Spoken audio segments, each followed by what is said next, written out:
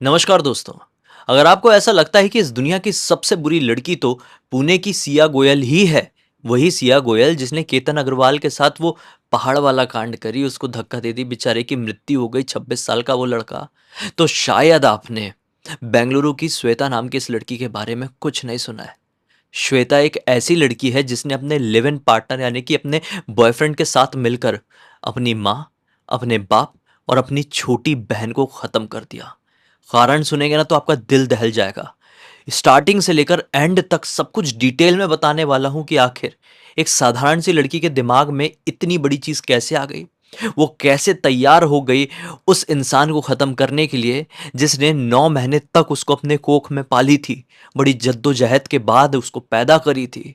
उस बाप को कैसे खत्म कर दी जो उसका पेट पालने के लिए इतना काम करता था, इतनी मेहनत करता था कि सिर्फ कुछ ही घंटों के लिए अपने घर आ पाता था।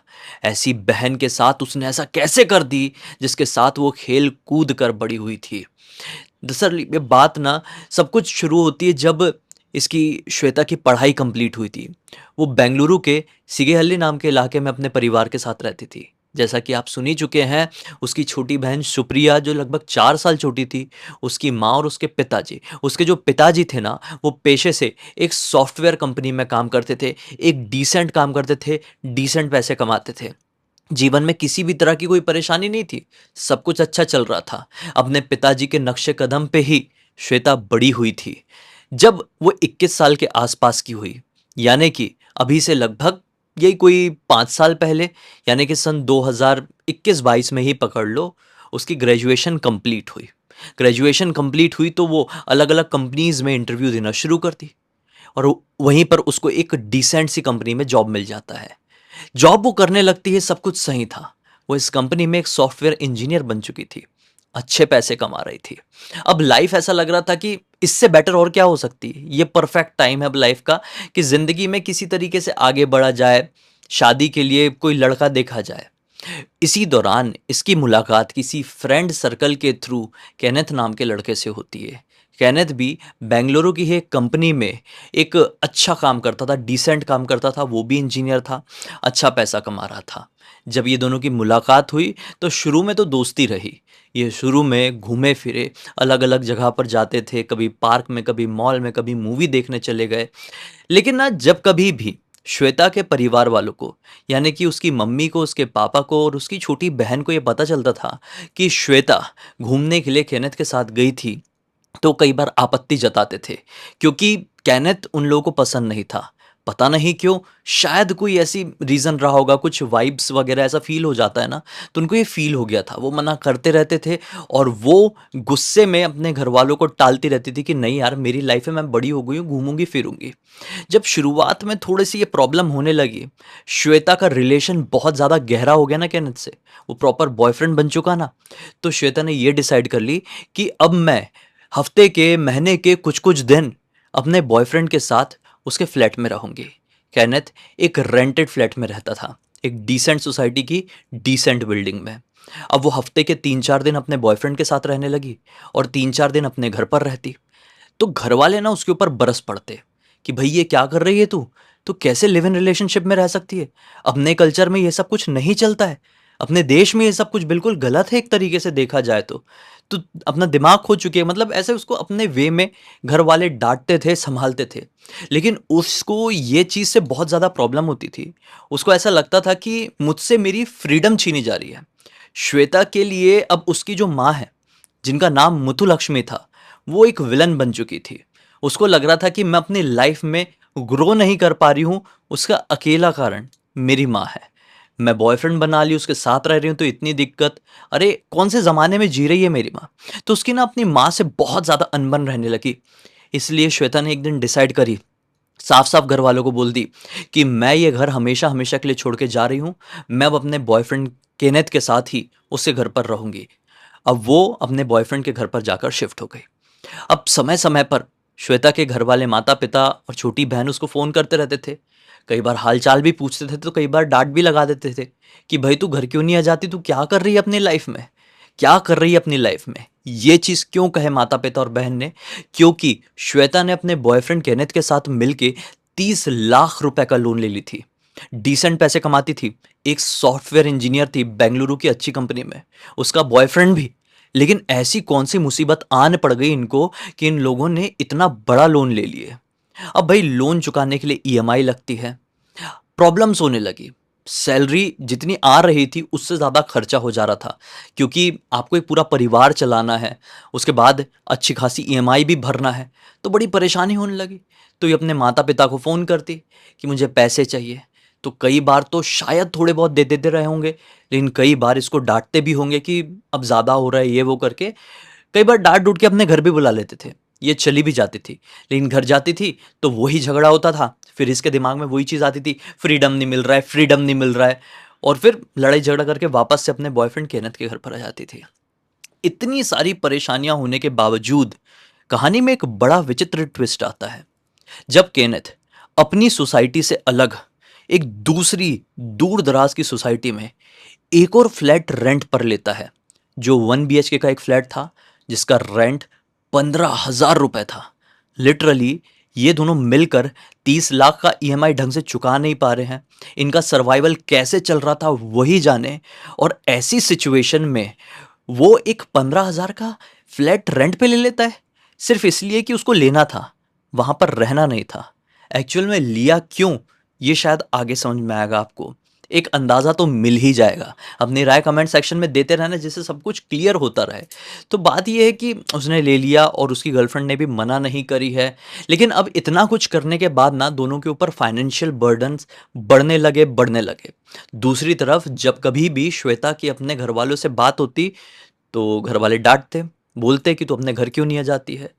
एक दिन उसके बॉयफ्रेंड ने बोला कि यार तू बहुत ज़्यादा डिप्रेस्ड रहती, क्या प्रॉब्लम है लाइफ में। तो वो बोलती है कम ऑन, तुम ऐसी चीज़ कैसे पूछ सकते हो, तुमको दिखाई नहीं दे रहा क्या प्रॉब्लम है क्या नहीं।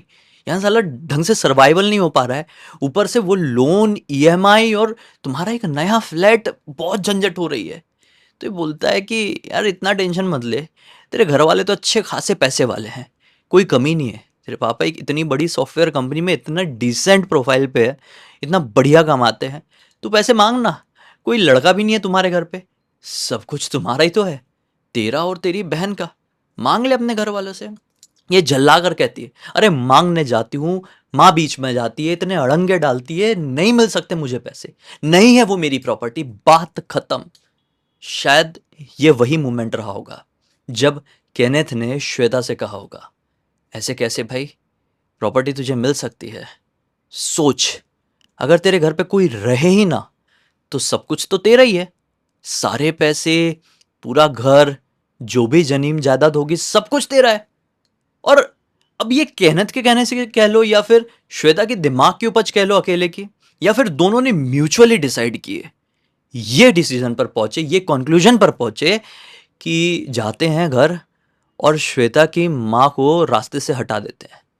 अगर श्वेता की माँ रास्ते से हट जाएगी, यानी श्वेता की माँ को ख़त्म कर देंगे ये लोग, तो इसके पापा के दिमाग पर अपना हक जताना थोड़ा इजी रहेगा। और बहन तो छोटी है, 4 डांट लगाएंगे तो साइड हो जाएगी।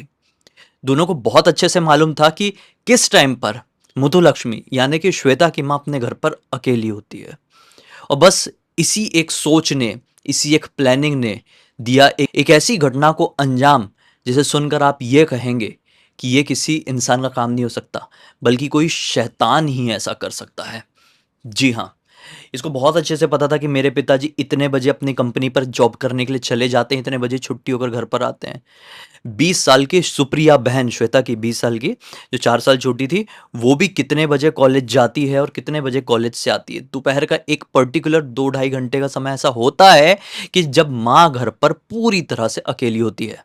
ये चीज़ श्वेता ने केनेथ को बहुत अच्छे समझाई और दोनों मिलकर श्वेता के घर पर पहुंचते हैं। घर पर श्वेता की माँ मुथुलक्ष्मी पूरी तरह से अकेली थी। श्वेता जब अपने बॉयफ्रेंड के साथ अपने घर पर पहुंची तो उसकी माँ बहुत खुश हुई होगी, क्योंकि आसपास ही नेबर्स रहते थे, वहाँ पर घर थोड़े लगे लगे हुए थे, एक बिल्डिंग में रहते थे। अब बिल्डिंग में फ्लैट्स कैसे रहते हैं आप लोगों को पता ही होगा। खुश हुई होगी तभी तो तुरंत ही झगड़ा शुरू नहीं हुआ। झगड़ा शुरू हुआ रहता तो नेबर्स को पता चल गया होता और शायद कोई कदम उठा दिया गया होता। लेकिन वो घर पर आई है, माँ ने शायद उसको बैठने के लिए कहा होगा, हल्की फुल्की बात करी होगी कि उतने में श्वेता ने निकाली अपने पर्स से एक लगभग इतना लंबा खंजर और एक के बाद एक उसने अपनी माँ के ऊपर लगभग 50 बार वार करी और छटपटाकर मुथुलक्ष्मी ने वहीं पर अपना दम तोड़ दी। वो दोनों घसीटते हुए मुथुलक्ष्मी ने श्वेता की माँ को, वो लड़की खुद यार अपनी माँ को ऐसा मारने के बाद घसीट के लेके जा रही है बाथरूम तक। कितना अजीब लग रहा है बोलने में भी। आप खुद सोचो, ये वियर्ड है, ये विभत्स है। वो लेकर गई और बाथरूम में पूरा खून वून जो भी लगा रहा होगा अपने हाथ वाथ में, शरीर में, वो साफ करने लगी। सोची कि यहाँ पर उठाते हैं इसके मृत शरीर को, मुथुलक्ष्मी के मतलब अपनी माँ के मृत शरीर को, और कोई बैग वैग में डालते हैं और लेकर जाएंगे और जो नया वाला फ्लैट खरीदे हैं वहां पर कुछ समय के लिए रख देंगे। जब रात का अंधेरा होगा तब मृत शरीर को अच्छे से ठिकाना लगा देंगे। ये इनकी प्लानिंग थी। लेकिन कट टू दूसरी तरफ लगातार सुप्रिया यानी कि मुथुलक्ष्मी की छोटी बेटी अपनी माँ को फ़ोन कर रही थी। सुप्रिया की आदत थी कि वो दोपहर के समय जब भी बाहर रहती थी फ़ोन करके अपनी माँ का हालचाल पूछती रहती थी। लगातार फ़ोन करने के बाद जब मुथुलक्ष्मी फ़ोन नहीं उठा रही थी तो बेटी को चिंता हुई, छोटी वाली बेटी को। बड़ी वाली ने तो शैतानी काम कर दिया है। छोटी वाली बेटी अपना सारा काम छोड़ी और जो भी उसका साधन रहा होगा, कैब, ऑटो, जो कुछ भी रहा होगा, जो भी उसे मिला होगा, उससे वो अपने घर पहुंचती है। घर पहुंचती है तो सबसे पहले दरवाज़ा बड़ी वाली बहन ने खोली, श्वेता ने ही खोली। तो सुप्रिया श्वेता को देखकर थोड़ी शॉक्ड हो जाती है कि दीदी आप यहाँ पर कैसे, और आपका बॉयफ्रेंड भी, माँ कहाँ है? तो वो कुछ बोली नहीं। श्वेता ने कुछ बोली नहीं कि माँ कहाँ है, कुछ बोली नहीं ना। तो ये चीज़ देखकर थोड़ी सी छोटी वाली बहन टेंशन में आई कि माँ कहाँ चली गई, ये दोनों घर पे क्या कर रहे हैं। ऐसा बोल के ना उसने अपना बैग रखी और इधर उधर करके अपनी माँ को ढूंढने लगी। माँ को ढूंढते ढूंढते वो बाथरूम में पहुंचती है। क्या देखती है कि माँ तो ऐसी कंडीशन में, बाथरूम में पूरा खूनन खानन भरा हुआ है और माँ ने दम तोड़ चुकी है। तो वो चीखने ही वाली थी कि उससे पहले उसके ऊपर भी वार किया गया पीछे से। वार इतना भयानक था कि वो तुरंत ही छटपटाकर जमीन पर गिर गई। फिर एक के बाद एक दोनों ने मिलके ना जाने ताबड़तोड़ कितने वार उसके ऊपर उस चाकू से किए होंगे। उसने भी वहीं पर दम तोड़ दिया अपना। अब वहां पर तीसरा एंगल एक और आता है कि एक आभास हो जाता है ना घर के किसी व्यक्ति को कि अगर हमारे घर पे कुछ गलत होने वाला है तो एक आभास मिल जाता है। तो उनको आभास मिल गया था, किनको? इनके पिताजी को। जो श्वेता है, जो सुप्रिया है, उनके पिताजी जो सोम सुंदर, जिनका नाम सोम सुंदर है, वो अपने काम पे है। उनको एक अंदेशा मिल गया कि यार कुछ ठीक नहीं हो रहा है क्या, मुझे थोड़े अजीब सी बेचैनी हो रही है। एक बार फ़ोन लगा लेता हूँ अपनी बीवी से, अपनी छोटी बेटी से बात कर लूँगा। बड़ी बेटी से तो इतनी बातचीत होती नहीं थी, क्योंकि जब भी बात होती थी कुछ गड़बड़ी हो जाती थी। तो वो भी फ़ोन कर रहे थे नॉन स्टॉप, अपनी छोटी बेटी को भी, अपनी पत्नी को भी। दोनों फ़ोन नहीं उठा रही थी तो उनको भी टेंशन हुई थी कि कहाँ है ये लोग, क्या हो गया है। वो भी अपना साधन, ऑटो रिक्शा, कार, कैब, जो भी रहा होगा, वो पकड़ के घर पहुँचते हैं। जैसे ही घर पहुँचे, उन्होंने जो अंदर का नज़ारा देखे, कुछ देर के लिए उनकी सांसें ऐसी हलक पर आकर अटक गई। लेकिन समय कितना था, वो क्या कर सकते थे। केनेथ और श्वेता ने अपने पिताजी के ऊपर भी, मतलब श्वेता के पिताजी के ऊपर भी ताबड़तोड़ वार कर दिए। लेकिन जैसे तैसे करके सोमसुंदर यानी कि श्वेता के पिताजी खुद को संभाले और गिरते पड़ते घर के बाहर भागे हैं। और नेबर्स लोगों को दरवाज़ा ठोक के या चिल्ला के, कैसे भी कह दो, आगाह कर दिए कि हमारे घर पर इतनी बड़ी अनहोनी हो गई है। नेबर्स लोग दरवाज़ा दरवाज़ा खोलकर बाहर आए हैं। कुछ नेबर्स ने इनको संभाले, सोम सुंदर जी को, तो कुछ नेबर्स इनके घर के अंदर भागे। लेकिन देर बहुत हो चुकी थी, मतलब इतनी देर में श्वेता और उसका बॉयफ्रेंड केनेथ वहाँ से भाग चुके थे, वहाँ से फरार हो गए थे। अब एक एंगल ये था जो मैंने स्टार्टिंग में नहीं बताया। एंगल ये था कि सबसे पहले मैं ये बता देता हूँ कि वहाँ से वो लोग फरार हो गए। कुछ नेबर्स लोग आए, इनको देखे इनकी ऐसी कंडीशन हो गई तो इनको हॉस्पिटल लेकर भागे। सोम सुंदर जी को, श्वेता के पिताजी को हॉस्पिटल लेकर भागे। कुछ ने पुलिस को फ़ोन कर दिए।